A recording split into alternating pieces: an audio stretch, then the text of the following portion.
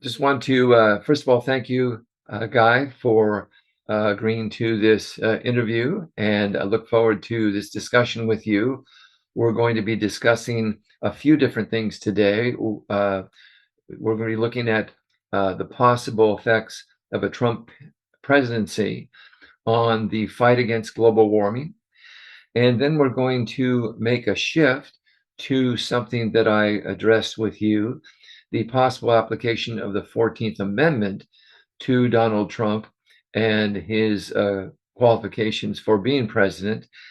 And then we'll shift back to if, sort of hypothetically, if Harris should actually become president, what that might foretell for fighting global warming and the efforts they might make along those lines. So we'll start with, very simply, in your opinion, would a Trump presidency severely damage U.S. efforts to combat climate change? Yes, absolutely. And I don't think Biden has done a good job. I think he was a worse president than Trump. But that said, I think Trump would be a worse president, though without question, the worst president we've ever had in the history of this country. I mean, at this point, there's no holds barred for him, right? Second term, he's only able to serve 2 terms. I can't imagine there's any holding back on the kind of nonsense he would attempt to accomplish. And he's got the House and the Senate and the Supreme Court stacked on his side. It looks horrible. I agree, and it's unfortunate that he seems to be signaling that he intends to take the worst possible path that he can. That's what he tends to be signaling. We don't know yet what an actual Trump presidency will look like. My hope is, if in fact he takes office, is that he suddenly decides he just would like to spend the next 4 years on the golf course. Oh, I think that'd be great.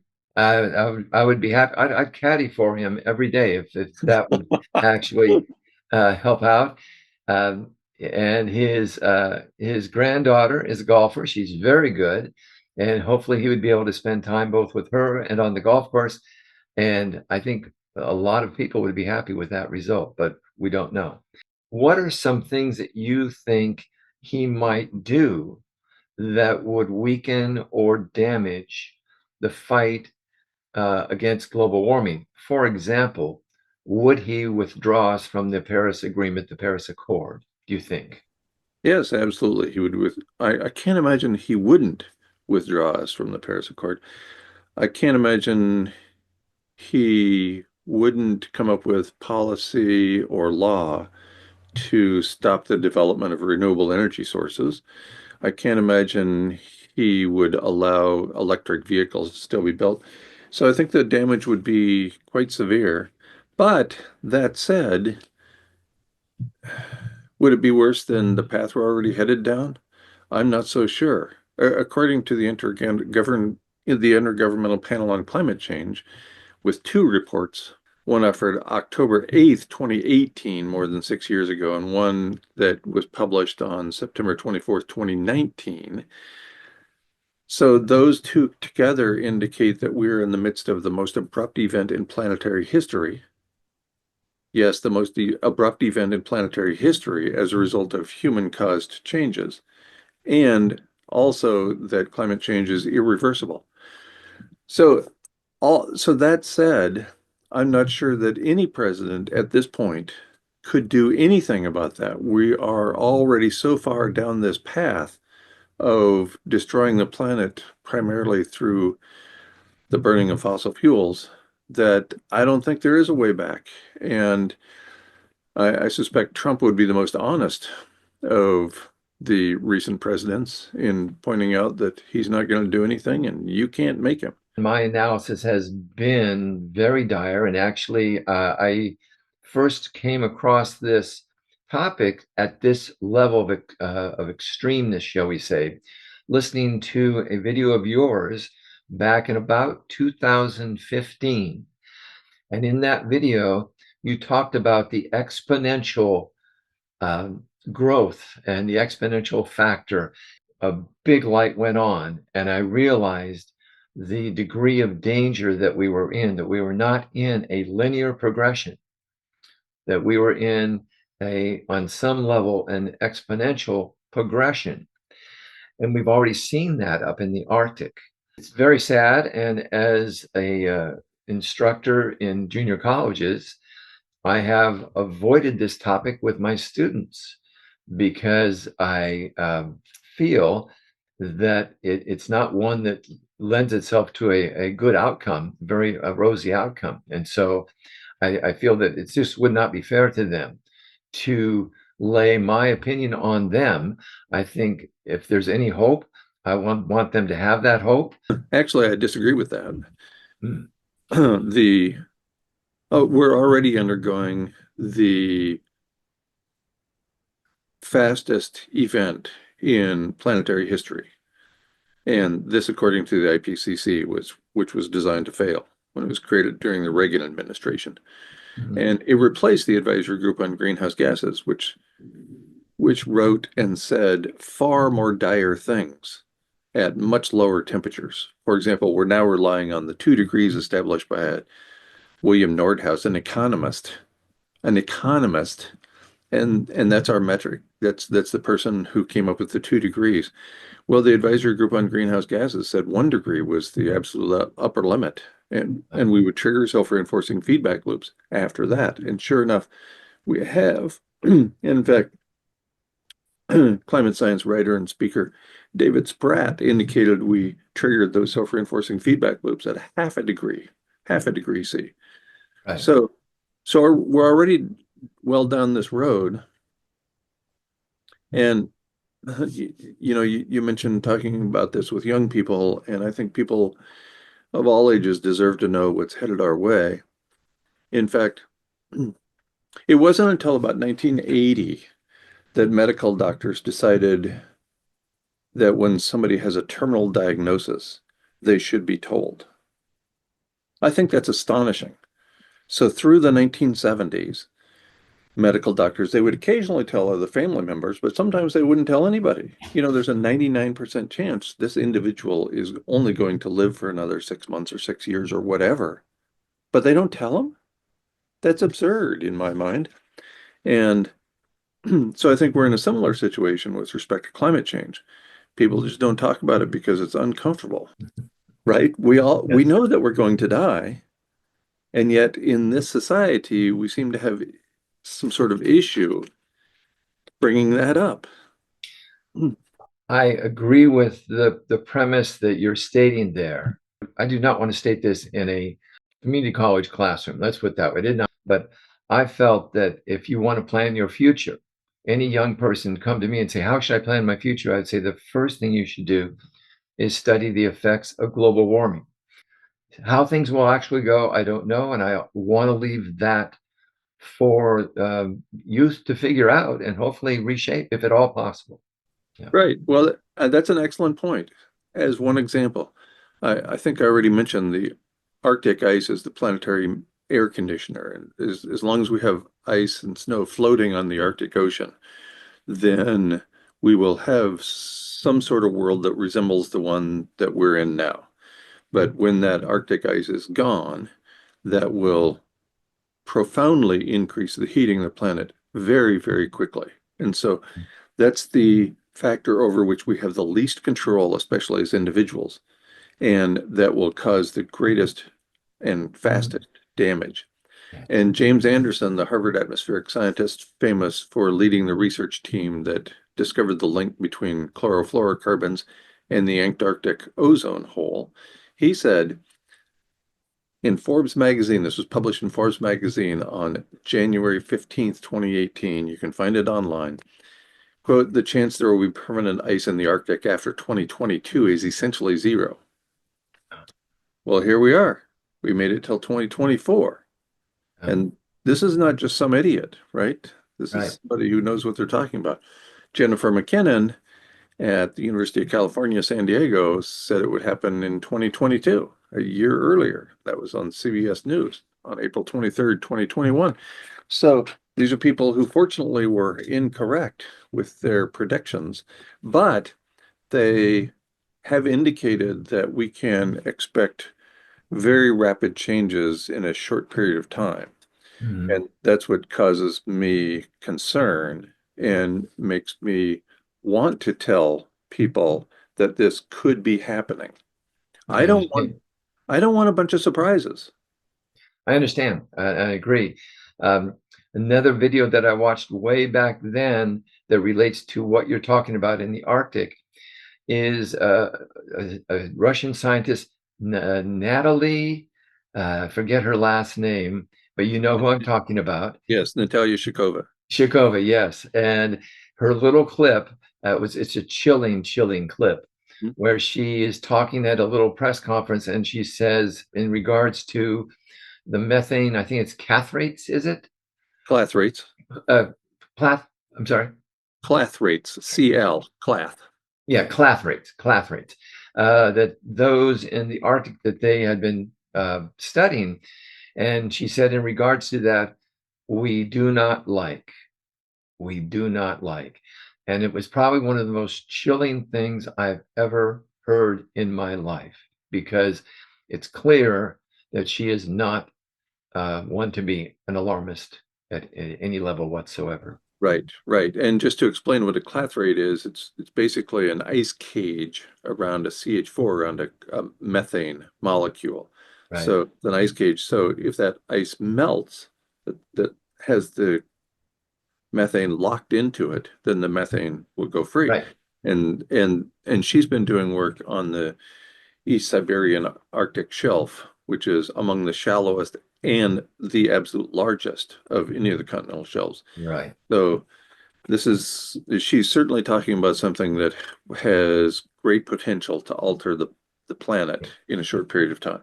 Yeah, it was very chilling.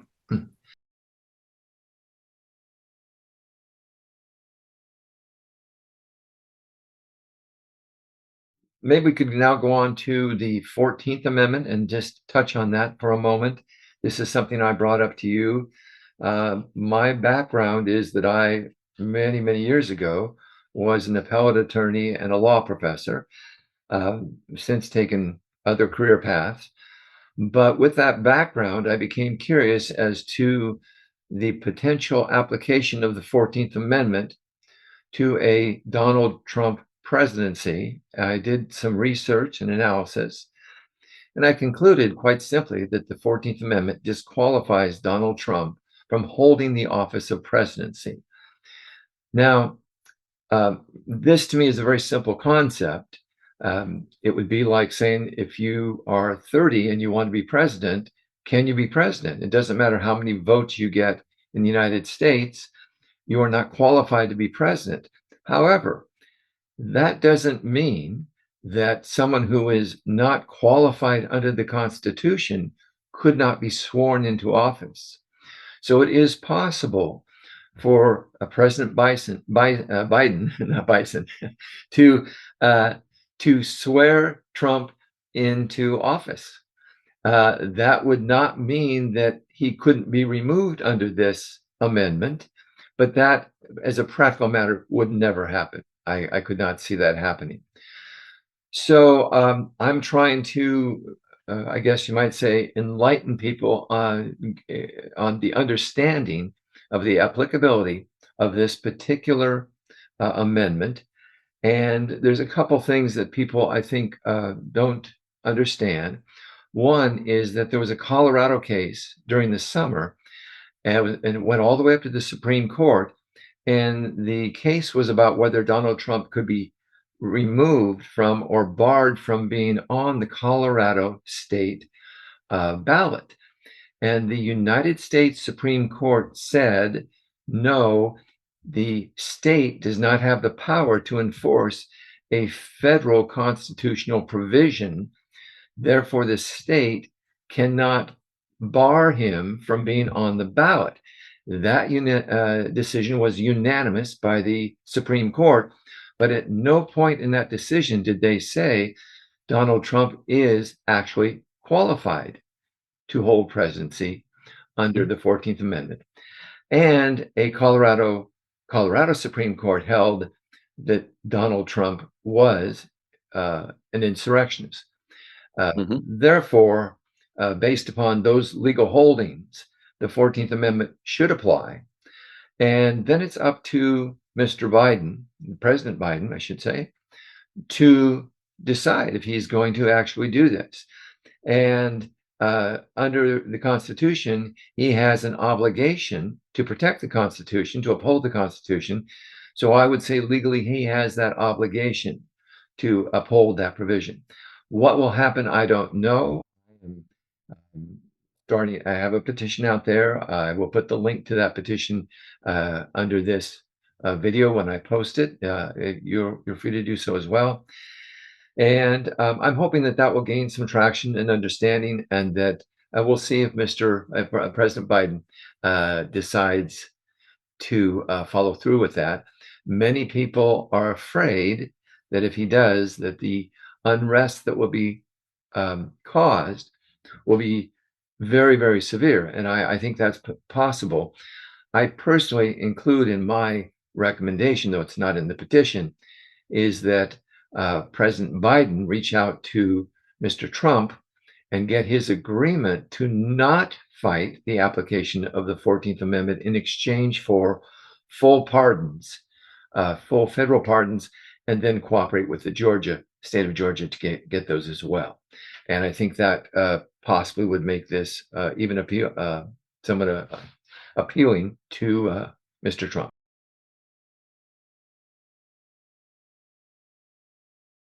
I indicated to you I was going to ask, and to some degree you've addressed this.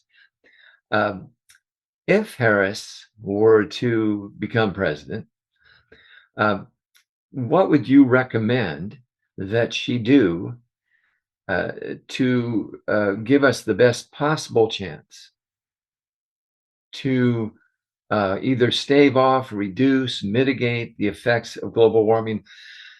You're indicating reversing it is not possible. I understand where you're coming from on that, and I don't have any information that would negate that.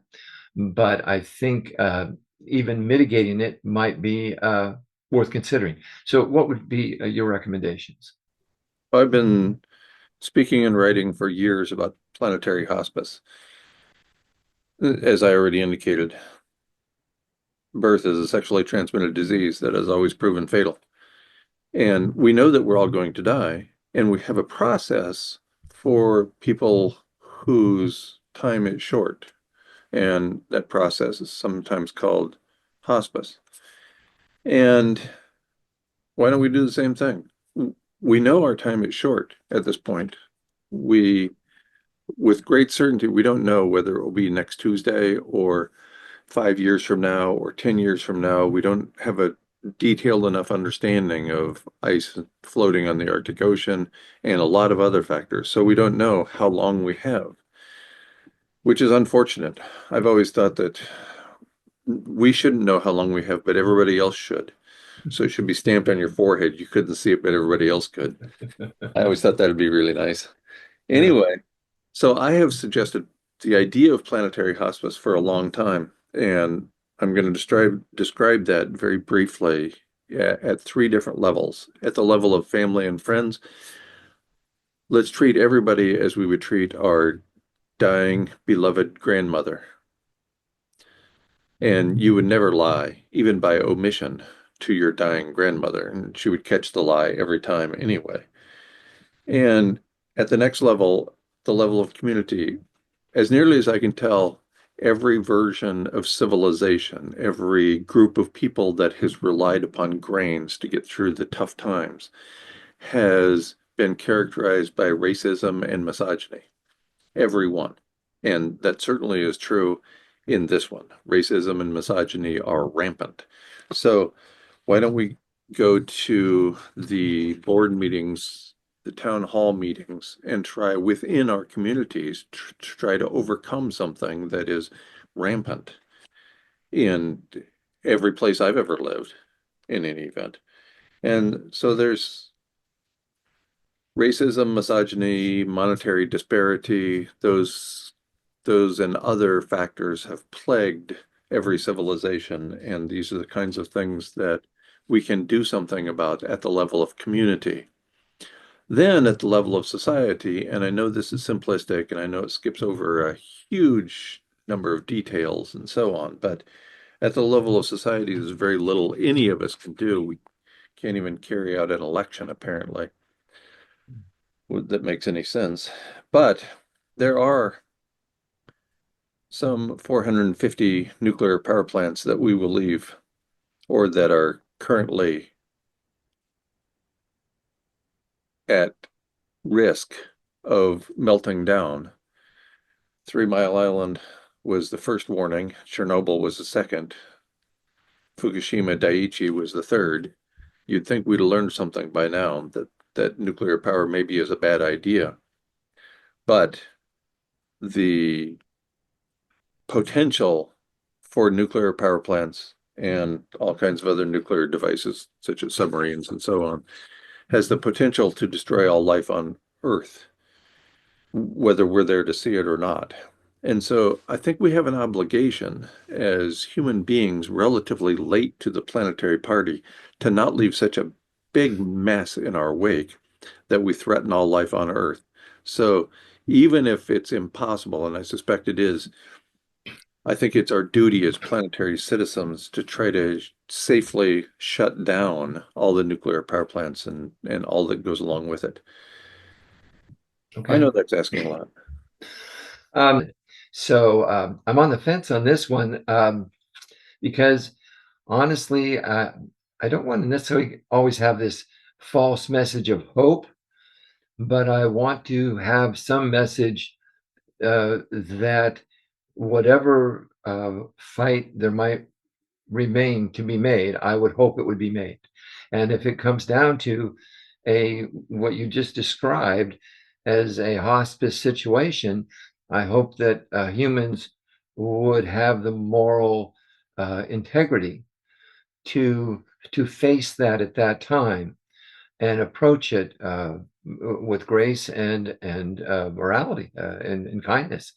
Um, and I could see actually multiple things happening at in those scenarios because I don't think that we will ever get globally all people to behave in a kind manner. I think there are just too many people who will continue to behave in a selfish manner, regardless of what the outcome really looks like it's going to be. Well, based on our history as a species, there's no way I can argue with that. Yeah, yeah, People are, some people are horrible, but we as individuals don't have to stoop to that level. right. Yeah, it's very interesting.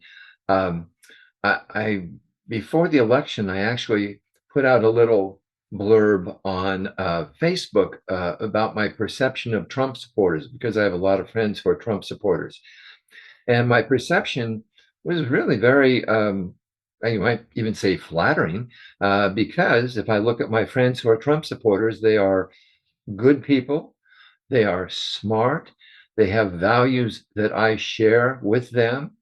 They are often, in fact, I would say for them 100%, they are patriots. And so I, and the disconnect for me was, and I have not actually had this conversation directly with my good friends just because of wanting to preserve the friendships. But, they would talk about policies, and I'd say, well, do you know that he's a court adjudicated rapist? And to me, we don't need to talk about policy after that. If he had the best policies in the world, and he might, I don't know. Like I say, I have no sense of how the future might go. It doesn't look great, but you never know. Um, but if he had the greatest policies on earth, I would say, let's just find a way to get those policies in effect without putting him as the moral leader of the world. And I've concluded that as smart as people are, we do not act intellectually, we act emotionally.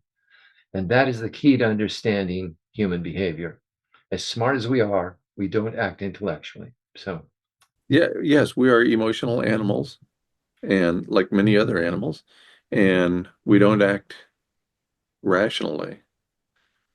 We act irrationally in many situations because we are affected by our emotions.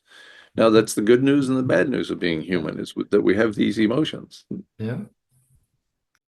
And if you look at it biologically, you can understand often why these different emotions are helpful to our survival or have been in many situations in the past. They're helpful to survival. They are probably less helpful at this point than they have been in different scenarios in the past. Anyway, well, thank you very much. I appreciate your time today. And if there's anything else you'd like to discuss at this point, I'd be happy to do that. Uh, and otherwise, what we can do is also just offline, maybe discuss a little more randomly if you'd like. That would be also fine with me. I'd be happy to stay on with you and continue our discussion. Yeah, let's do that. I think we covered everything that probably would be safe for me to talk about. So I'll just close with thank you very much. I appreciate your time, and I'm really hoping that we are both quite wrong, and that 10 years from now, that I'm on a Zoom call with you, talking about the wonderful new electric vehicle that I'm driving around in the clear skies, and how we are looking at the end of the threat of global warming. I really hope that that's the case. That would be awesome, and I look forward to it. All right, take care.